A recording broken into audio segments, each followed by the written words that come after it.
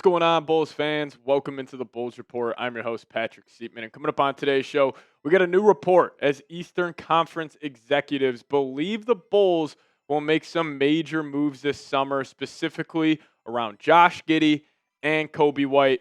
They're suggesting that one of these two will be off the Bulls roster heading into next season. Now, before we give you guys that quote, if you guys could help us out here and hit that subscribe button, we are exactly as right now at the time of filming 100 subscribers away from 12K here on YouTube. So I really appreciate all the support over the last couple of months. But if you guys have not hit that subscribe button just yet, help us out here at Chat Sports and hit that subscribe button today and help us reach our next milestone of 12,000 subs. All right, so it was HP Basketball. They're writing up an article discussing the latest going on in the NBA world. Obviously, this is going to be a hectic offseason. Shams Charania actually said this could be one of the craziest summers we have ever seen in the NBA. And they did have a little nugget in there about the Chicago Bulls and specifically Josh Giddey and Coby White. Here's the exact quote from HP Basketball saying, "This is outside speculation, but two different East personnel figures believe that the Bulls are unlikely to retain both Josh Giddey and Coby White. If Giddey gets locked in, White could be moved. I'm skeptical of that idea because that sounds like a radical concept for the Bulls, and that doesn't sound like him. Saving money sounds like them, but not like this." And originally when I read this, I was like, so is Coby White gone? Because there is no possible way that this Chicago Bulls front office will willingly trade Josh Giddey because they have been terrible over the last couple of seasons. They have made bad move after bad move after bad move. But the one thing our tourist can kind of hang his hat on was the Alex Caruso-Josh Giddey trade, even though that was a win for the Thunder. Like, I'm not saying it was the Bulls won the trade and the Thunder lost the trade, but I can consider that a win-win trade. You got a 22-year-old star in Josh Giddey. You also had a monster year post-All-Star break. So I just really don't think there is any chance that the Bulls trade Josh Giddey. So that would have me believing that Coby White is probably going to be at the center of all the trade rumors around the Chicago Bulls this summer. But at the end of the day, kind of like what they were saying, I just find it hard to believe that the Bulls make any moves. Like, they're up against the cap. They have no money to spend in free agency besides the TPE, and they really aren't in a position to make any big-time moves this summer. Now, yeah, could you go trade for maybe a guy like Zion? I think that would be the only big star the Bulls could trade for, as apparently we're getting reports that Zion could go for just a couple of expiring contracts, which is crazy that we're at this point of his NBA career. But I just find it hard to believe the Bulls can make any moves. And in terms of trading Coby White, I would do it.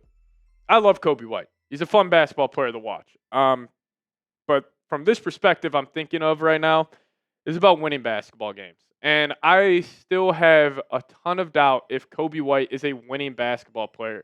He is a great scorer. He can score at all three levels. But also, we can just kind of call a spade here. He's a March hoops merchant. And if you guys don't really know what that means, March in the NBA world and those regular season games in March, they're kind of a fugazi. Half the league at that point in the season is tanking. And, even take teams like the Thunder and the Cavs this past year, for example. They already had the number one seeds damn near locked up in each of their conferences. And most of these teams were, pretty much just locked into playoff seeding. So you can really take advantage if you are a team like the Bulls who, try to win every game like it's, Game 7 of the NBA Finals. But Coby White, he was a March hoops merchant this past year. He almost averaged 28 points a game in 15 games in March, also being very efficient from the field. He was getting a lot of easy shots up. But then again, is that enough to have me believing that Coby White is, or could he be a focal point of this Bulls roster moving forward? Because, and listen, if the Bulls didn't have a point guard like Josh Giddey, where maybe they had a true defensive-minded point guard, take prime Lonzo Ball, for example. If they had prime Lonzo, where he's a 6'6" guard, great athlete, great defender, can push it in transition, then yes, I would like the fit of Coby White next to him. But the fit of Coby White next to Josh Giddey, you got two guards who can't defend. I mean, we just saw in one of the biggest stages in basketball, the Knicks, with their two best players, Jalen Brunson, Karl Anthony Towns, they had struggles defending because both those guys are liabilities on that side of the floor. I couldn't imagine what Josh Giddey and Coby White, the turntable they would be in defensively in the NBA playoffs. It would just be a disaster. But two teams that could trade for Coby White here, The Golden State Warriors, they have been,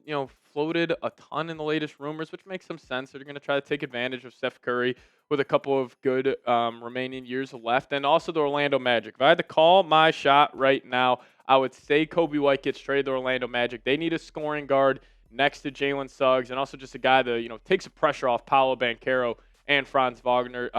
Wagner, just to get another ball handler in there. So those are the two teams I can really see. I was trying to think of some other teams. I just couldn't really think of any besides the Warriors and the Magic. But overall, with the Bulls, another reason why I'm down for trading Kobe is it's just time to reset one more time, because they already started resetting with moving off DeMar last summer in that sign and trade. You traded Zach LaVine this year at the NBA trade deadline, but it is fully time to reset. Like, I honestly think, we'll talk about it actually on the second half of today's show, Modest Buzelis is the only player I think is untouchable on this team. Besides that, you have to construct the roster that you believe can win. But the one thing I am really concerned about is the Bulls thinking they can compete next year in the Eastern Conference. Like, you look at how the Indiana Pacers, they had that, playmaking point guard. They had a bunch of athletic wings on the outside. But I'm just curious if the Bulls are looking at this East and saying, okay, well, if Giannis gets traded to the West, the Celtics are going to have to be dealing with the Jason Tatum missing the whole year with the torn Achilles situation. The door is wide open. So I am concerned about this Bulls front office being like, you know what if we trade a couple of our draft picks, trying to get better on the margins, get some more role players in here and build around Coby White, Josh Giddey, and that whole crew. I'll tell you what, if you do that, you're going to be in the play-in tournament yet again. And even if you escape the play-in tournament, you're going to be a 7 and 8 seed and get packed up in about 4 or 5 games in the first round. They need the reset eventually. And still, the number one way to get yourself out of NBA purgatory in the NBA is just land a top 3 pick and hope he is a superstar. It is tough to just reset on the fly in that middle of the pack zone. That's why we have seen over the last 3 seasons who have been the 3 teams that have been in the play-in tournament in the East. The Hawks, the Bulls, and the Heat. They are stuck in that purgatory zone. Even in the West, like the Sacramento Kings, for some reason, are trying to replicate the Bulls, but they're stuck in purgatory. We even saw the Pelicans for a couple of years. They were stuck in that situation until they finally ripped the Band-Aid off and moved off Brandon Ingram. But if you guys had to choose between Coby White and Josh Giddey, because I don't know if I believe that one of these two will be dealt just because of how inept this Bulls front office has been. But if they are true to this report and you had to pick one to trade, who are you trading? Give me a 0 for Coby White. Give me a 3 for Josh Giddey. I'll be trading Coby White in a heartbeat over Josh Giddey. Now, we'll talk about more on the Chicago Bulls and specifically Modest Buzelis here in a second. But first, I got to give a massive shout out to today's sponsor, and that is Prize Picks. Now, download the app today and use promo code CLNS to get $50 instantly after you play your first $5 lineup. That's code CLNS to get $50 instantly after you play your first $5 lineup. Now, today is actually Taco Tuesday on Prize Picks. And every Tuesday, Prize Picks will discount several projections on the board, usually by 15% to 25%. Today, for example, Paul Skeens was dropped down to 4.5 strikeouts for his game today. And also, do you know ball? Because there's only one series left in the playoffs, and the championship is officially on the line between the Thunder and the Pacers. That means time is running out for you to put your final takes to the test on Prize Picks, the best place to cash in on your favorite sports. Now, I already have a lineup set for Game 1 between the Thunder and the Pacers. I'm going to take the more on Miles Turner rebounds set at 5. And I'm actually going to fade Halliburton in Game 1. I think it's going to be a tough matchup going against Caruso and Dort. I'm going to take his less on 17.5 points. And then SGA. This guy gets to the free throw line better than anybody in NBA history. So I'm going to take his more on 10.5 free throws attempted. But if you guys want to fade my picks, or if you want to ride with my picks, just do so at Prize Picks. And download the app today. Plug in that promo code CLNS to get $50 instantly after you play your first $5 lineup. That's code CLNS to get $50 instantly after you play your first $5 lineup. But massive, massive shout out to Prize Picks for sponsoring today's show. Prize Picks, run your game. All right, so I think the Bulls, and this is a take I've been sitting on for a little bit here.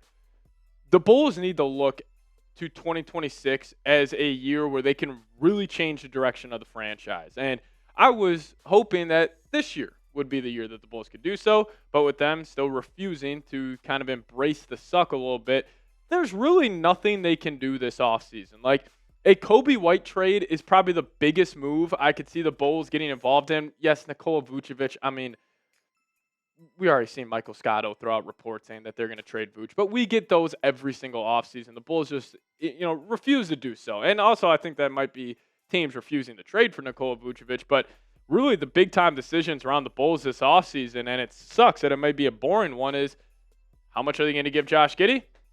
Are they going to trade Coby White?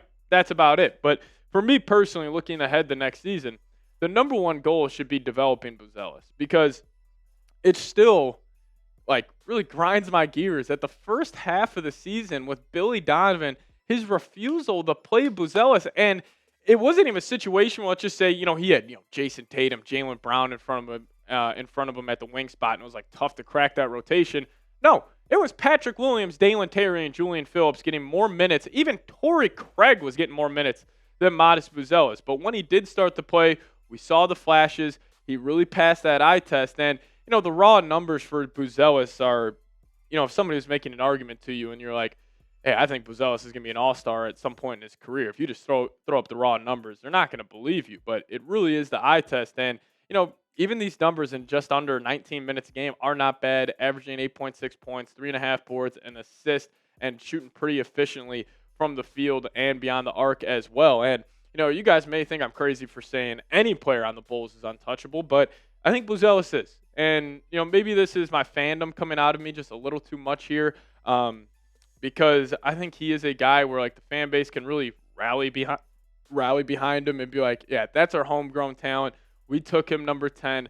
We're going to develop him into an all-star. And also, he plays both ways. He's already an elite defender, which the Bulls, how many two-way players do they have on this roster right now? It's probably only Buzelis and Ayo, and that's about it. You would hope Patrick Williams would have been that, but he's a zero-way player at this point in his career. But I know a lot of people are going to be upset, like, man, you hate Coby White. You always talk about trading him, and I don't hate him at all. He is a fantastic dude from everything we have heard about him, but I'm just thinking about building this Bulls team to a point where they could, not just make the play-in tournament, but compete for championships. And we have seen on the biggest stages for Coby White, for example, this year in the play-in tournament against the Miami Heat, the dude was awful. He had more turnovers than made shots. He was 5 for 20, and he couldn't guard anybody. Tyler Hero was cooking him. Davion Mitchell, I remember in that game, was cooking Coby White. And it still just gets me back to this. Bulls fans just deserve better. The city of Chicago deserves better overall in terms of their sports. I mean, besides the Cubs right now, not a lot of good things going on in the city. And, I just don't think, more specifically Bulls fans can't afford another play-in appearance. I'm going to lose my mind if the Bulls are in the play-in again. And we're doing that watch party, and, we'll probably be playing the Miami Heat in that game as well. But they just can't do it.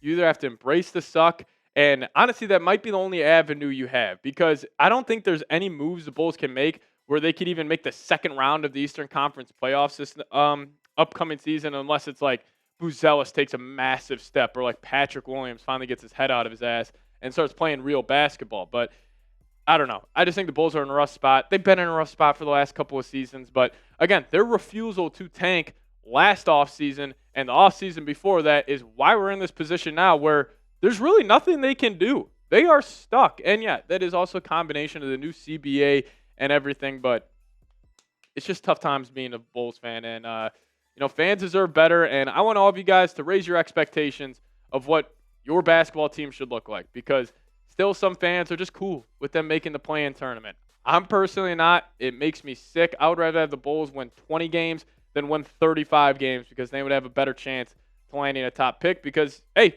Bulls pick 12 again this year in the draft. It's you just really got to hope you get lucky, and maybe a guy you take at 12 ends up being like, how the Bucks took Giannis at 15 or one of these situations. But hey, if you guys made it to the end of today's show, hit me with a C red down below in the comments section and hit that subscribe button on your way out. We're closing in on 12K subs here on the channel. We'll see y'all next time. As always, go Bulls.